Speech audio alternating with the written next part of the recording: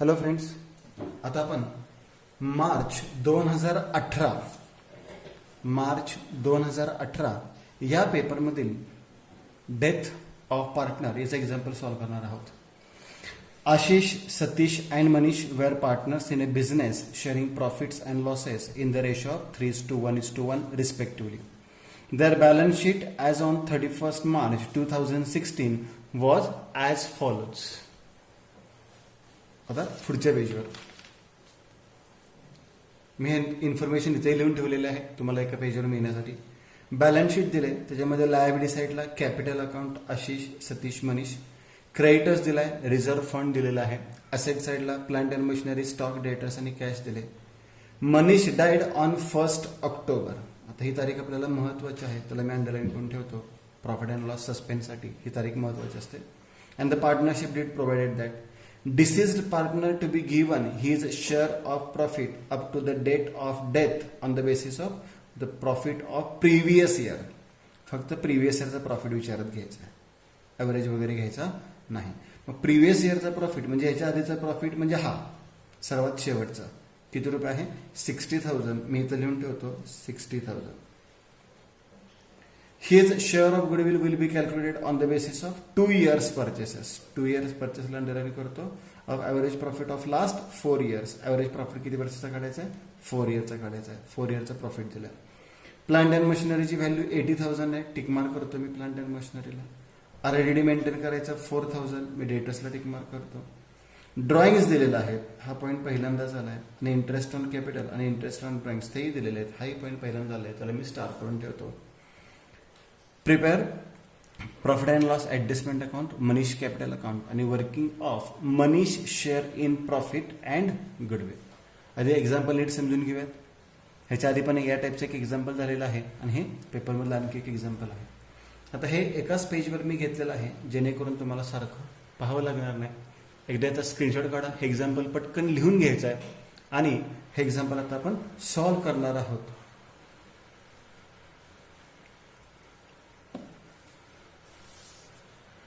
ठीक, सुरुवात करूयात आता एक्झाम्पलला.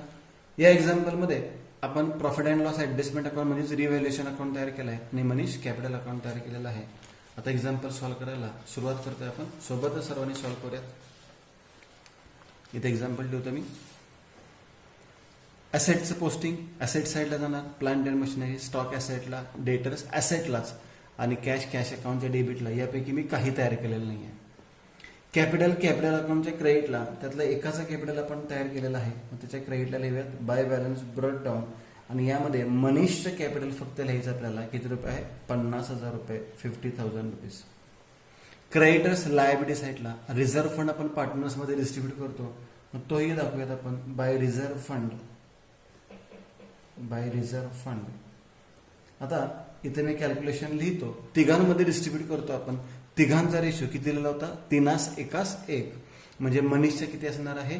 3:1:1 म्हणजे 3/5, 1/5 आणि 1/5. मनीषचं असणार आहे 50,000. रिझर्व्ह फंड एकूण आहे, रिझर्व्ह फंड एकूण किती आहे? 20,000 आहे. 50,000 नाही, 20,000 गुणिले 1/5 म्हणजे 5×1=5, 5×4=20 म्हणजे रक्कम किती येणार आहे? 4,000 रुपये, 4,000 रुपीज.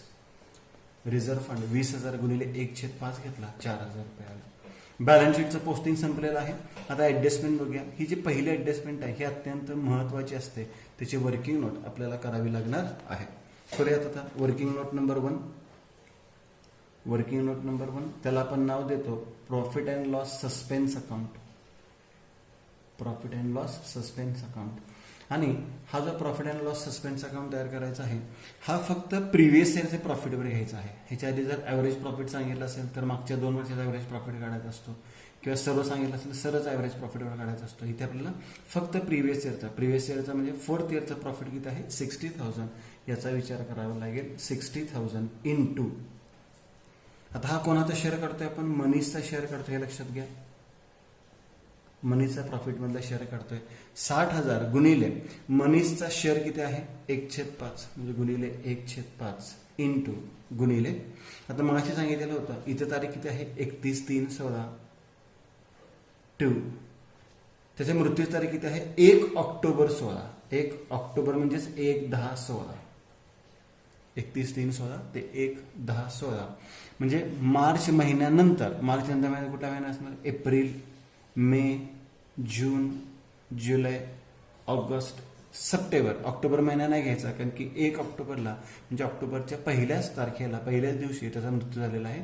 म्हणजे एप्रिल पासून सप्टेंबर पर्यंत किती महिने होतात? 6 महिने. म्हणजे गुणिले 6/12 या पद्धतीने आपल्याला कॅल्क्युलेशन करावं लागेल. करूयात कॅल्क्युलेशन. 6×1=6, 6×2=12, 5×1=30, 5×1=5, 5×2=10 म्हणजे 12,000. 2 ने भाग लागेल. 2×1=12 म्हणजे किती रुपये आलेले आहेत? 6,000 रुपीज, 6,000 रुपये. प्रॉफिट अँड लॉस सस्पेन्स अकाउंटला किती रुपये ट्रान्सफर होणार आहेत? 6,000 रुपये. याचं पोस्टिंग आपण कॅपिटल अकाउंटच्या क्रेडिटला करतो आणि ॲसेटला करतो by profit and loss suspense account. किती रुपये प्रॉफिट दाखवायचं आहे? 6,000. पुन्हा एकदा लक्षात घ्या. प्रॉफिट गुणिले त्याचा जो शेअर होता 1/5 तो शेअर घेतला, गुणिले 6/12 6 महिन्याचं कॅल्क्युलेशन होतं आणि गुणाकार भागाकार करून रक्कम 6,000 रुपये आली. पुढे his share of goodwill will be calculated on the basis of 2 years purchase of average profit of last 4 years. आपल्याला इथे गुडविलचं कॅल्क्युलेशन करायचं आहे. मग working note number 2, valuation of goodwill. Valuation of goodwill 3 स्टेपमध्ये करतो कारण की इथे सुद्धा ॲव्हरेज प्रॉफिट मेथड आहे. पहिला, total profit is equal to profit minus loss. Total profit is equal to profit minus loss. आता या उदाहरणामध्ये कुठेही लॉस आपल्याला दिलेला नाही, प्रॉफिटच दिलेले आहेत. करूयात बेरीज. 1 लाख, 2 लाख, हे 3 लाख आणि हे 4 लाख. म्हणजे प्रॉफिटच्या व्हॅल्यूज आहेत 4 लाख मायनस लॉस तर काहीच नाही आहे. Number second, average profit. Average profit is equal to काय इक्वेशन ॲव्हरेज प्रॉफिटचं? Total profit divided by number of years. फक्त नंबर ऑफ इयर्स म्हणायचं आहे. मग टोटल प्रॉफिट किती आला होता? 4 लाख भागिले नंबर ऑफ इयर्स. किती वर्ष दिले होते आपल्याला? 4 वर्ष दिले होते. 4 वर्षाचा प्रॉफिट होता म्हणजे भागाकार किती आला? 1 लाख. आणि शेवटची step, goodwill is equal to average profit into गुणिले नंबर ऑफ इयर्स परचेसेस. इथं परचेस शब्द महत्वाचा आहे. Number of years purchases. Average profit होता 1 लाख रुपये गुणिले number of years purchases. Number of years purchases दिलेले आहेत. किती दिलेले आहेत? बेसिस ऑफ 2 years परचेसेस म्हणजे 2, म्हणजे रक्कम किती आलेली आहे? 2 लाख रुपये. आणि आता शेवटची स्टेप करूयात. ही नाही केली तर आपल्याला कॅल्क्युलेशन सेम येणारच आहे, पण करूयात आपण ती स्टेप. याच्यामधला कोणाचा शेअर काढायचा आपल्याला? मनीषचा शेअर काढायचा आहे. मग Manish share in goodwill.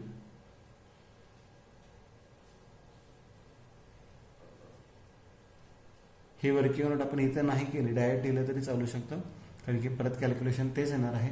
2 lakh हे फर्मचं गुडविल झालं गुणिले मनीषचा शेअर किती आहे? 1/5.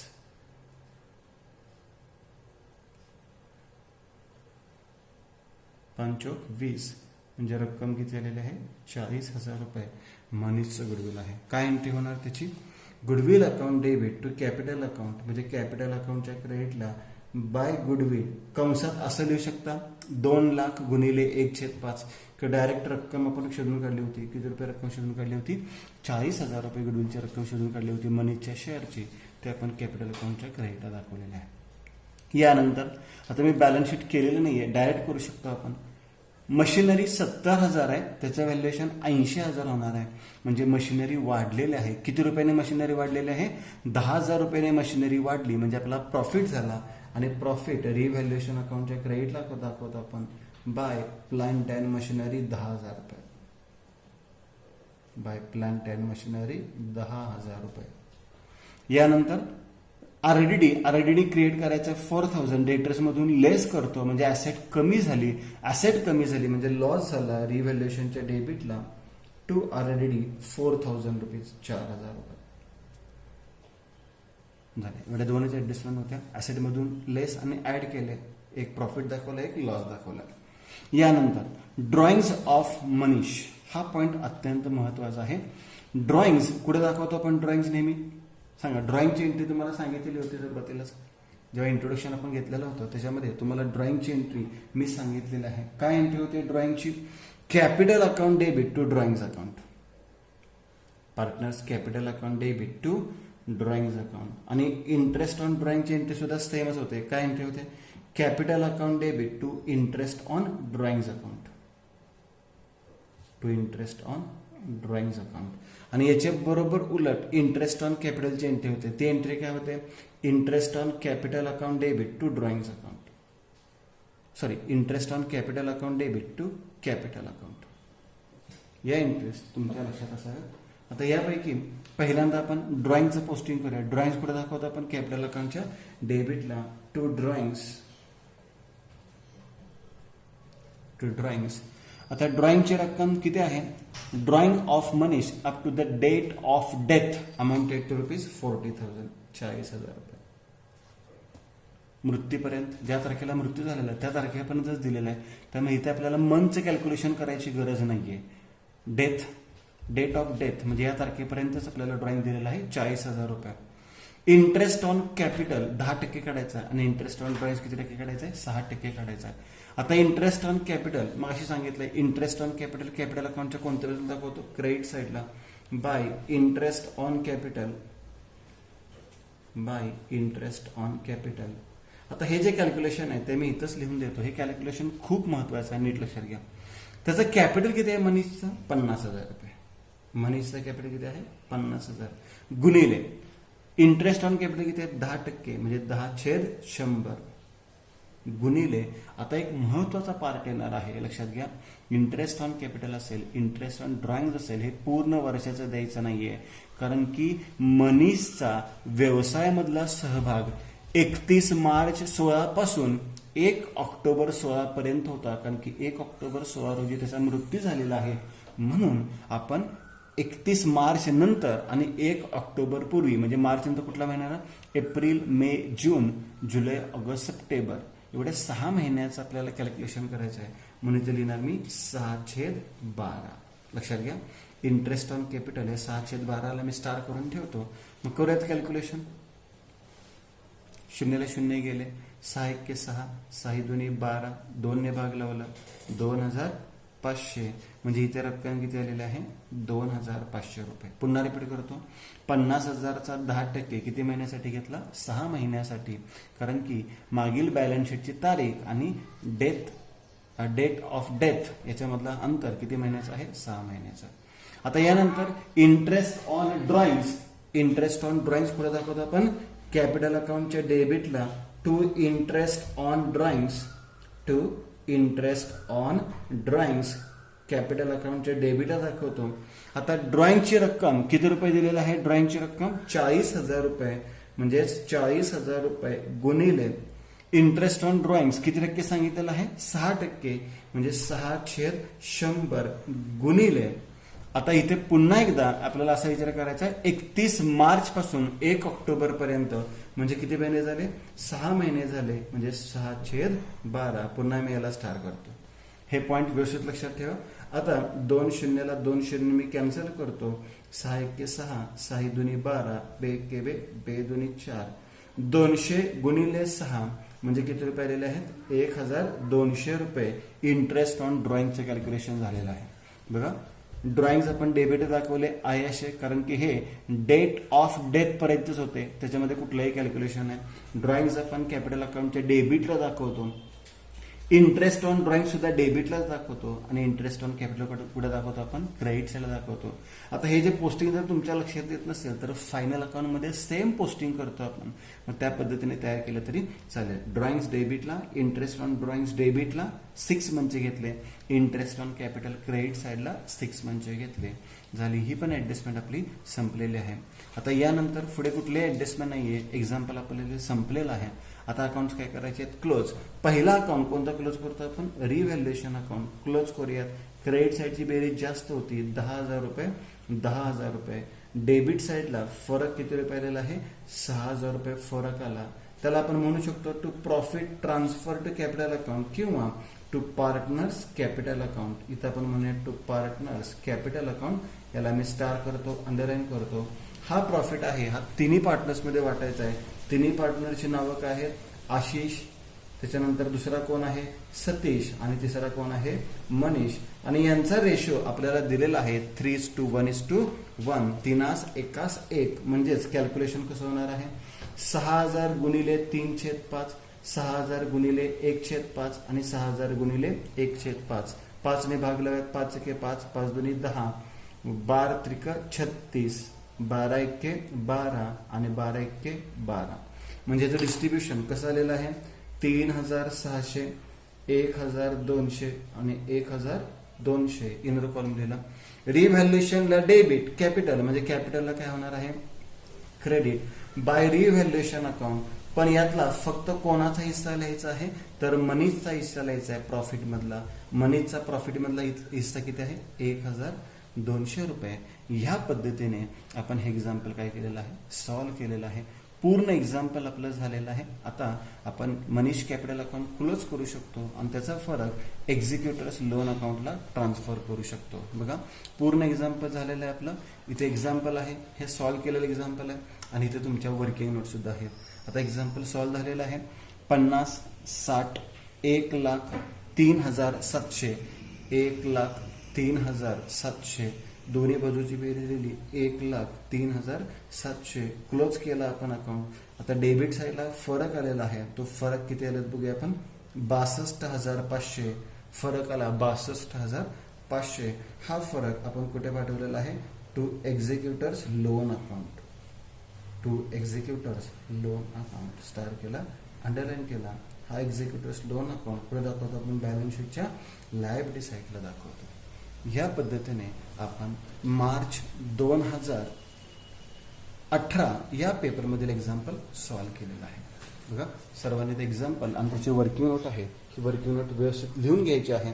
आणि याच्यामध्ये जे इंटरेस्ट ऑन कॅपिटल आणि इंटरेस्ट ऑन ड्रॉइंगची एंट्रीज आहेत, या एंट्रीज सुद्धा तुम्ही लक्षात ठेवायच्या आहेत. या ज्या एंट्रीज आहेत, या एंट्रीज सुद्धा खूप महत्वाचे आहेत. याचं पोस्टिंग तुम्हाला लक्षात ठेवायचं आहे. हे एक्झाम्पल सॉल्व्ह केलेलं आहे आपलं पूर्ण. त्याच्या वर्किंग व्यवस्थित लिहून घ्या. आणि हे आपलं एक्झाम्पल आहे ज्याच्यामध्ये आपल्याला रेशो दिलेला आहे आणि आपल्याला काही जे कॅल्क्युलेशन विचारलेलं आहे ते सुद्धा आपण लिहून घेतलं आहे. थँक्यू.